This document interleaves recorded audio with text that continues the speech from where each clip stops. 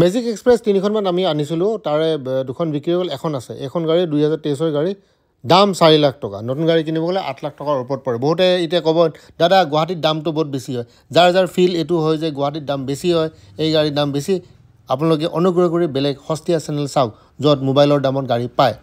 এই চেনেলটোত গাড়ীৰ দাম বেছি আগতীয়াকৈ মই কওঁ, তাৰ সেইটো মই লিখিও দিওঁ থাম্বনেইলত, তথাপিও আহি পিনে চাই দাদা দাম বেছি। দাদা দাম বেছি হ'লে বেলেগত যাওক, কিমান অপশ্যন আছে হয় নাই? এটা শ্বপিং মলত যদি আপুনি বস্তু নাপায়, আপুনি বেলেগ এটাত যাব, তাত নাপালে আৰু এটা বেলেগত যাব। আৰু যোনে এইবোৰ বেছিকৈ লিখি থাকে তেওঁ গাড়ী আজিলৈ ল'বই নোৱাৰে। ঠিক আছে, তো এইবোৰ লিখি একো লাভ নাই, আমি আপোনাৰ কথা নুশুনো। ঠিক আছে, আপুনি যদি কয় দামটো কম লাগে, তো আমি কম কৰি দিম নেকি? নিদিওঁ কম, আমাৰ ইচ্ছা।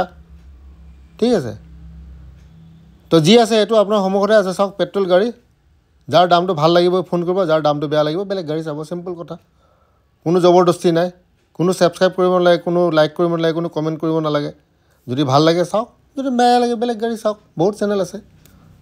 ঠিক আছে, ফাইনেন্স হ'ব, 1 লাখ টকা ডাউন পে'মেণ্ট দিব লাগিব। আৰু কোনোবা যদি বিচাৰি আছে লাইন পাৰ্মিট লাগে, নাপায় দাদা, লাইন পাৰ্মিট নাপাব। কিবা এটা পাৰ্মিট পাব, কিন্তু লাইন পাৰ্মিট নাপায়।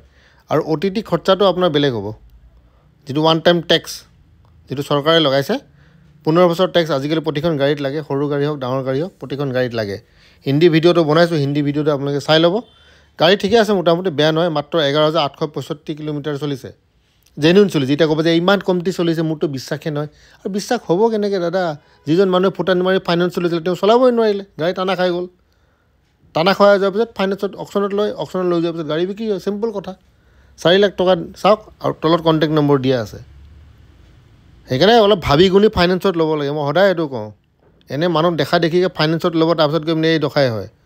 প্লেনিং কৰি লাগে 3 বছৰ পিছত লওক, 4 বছৰ পিছত লওক, দেৰিকৈ লওক, পইচা জমা কৰক, কেছ পইচাত লওক। আৰু কমপ্লিট অ'নাৰ আপুনি হওক। ফাইনেন্সত ল'লে আপুনি গাড়ীখনৰ মালিক কেতিয়াও হ'ব নোৱাৰে। সেই গাড়ীৰ মালিক হ'ব ফাইনেন্স কোম্পানী। ফাইনেন্স কোম্পানী যদি আপোনাক কয় আপুনি বহিব লাগিব, যদি কয় উঠ। ঠিক আছে, গাড়ীটো আজি আমাৰ ইয়াত দি থৈ যায়, তো দি আহিব লাগিব। তো লাহে লাহে আপোনালোকে পইচা অলপকৈ যোগাৰ কৰি কেছত গাড়ী কিনক। সেইটো মই বাৰে বাৰে কওঁ, তথাপিও আপোনাৰ কাহিনী নুশুনে। এয়ে চাওক দখা। তো যিয়ে নহওক, গাড়ীখন এই আছে আপোনাৰ সন্মুখত, 4 লাখ টকা। গাড়ী কণ্টেক্ট নম্বৰটো দিয়া আছে, পেট্ৰল গাড়ী হয়, বেয়া নহয়, গাড়ীখন চাব পাৰে। আৰু কাৰোবাক যদি ফাইনেন্সৰ সুবিধা লাগে, ফাইনেন্স সুবিধাও পাব। চিভিল ভাল হ'ব লাগিব।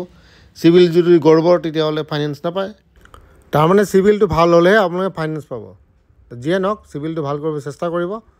চাওক কণ্টেক্ট নম্বৰটো আছে, আৰু বেলেগ একো নাই। আপোনালোকে আহিব, যোগাযোগ কৰিব। আৰু আমাৰ চেনেলে কোনো গাড়ী গেৰেণ্টি নিদিয়ে। আপোনালোকে নিজে আহিব, নিজৰ বিবেক বিবেচনাৰে আপোনালোকে গাড়ী ল'ব। কোনো টকাৰ লেনদেনত আমাৰ চেনেল ইয়াত ভাগ নলয়। আপোনালোকে আহিব, ডিলাৰৰ লগত কথা পাতিব। চাওক ডিছক্লেমাৰ লিখি দিছোঁ, পিছত কয় দাদা আপোনাৰ ভিডিঅ' চাই আছিলোঁ। এইবোৰ কথা কৈ লাভ নাই, মই লিখিয়ে দিছোঁ, এইটো পঢ়ি ল'ব। অহাৰ আগত এইখিনি পঢ়ি পিনে আহিব।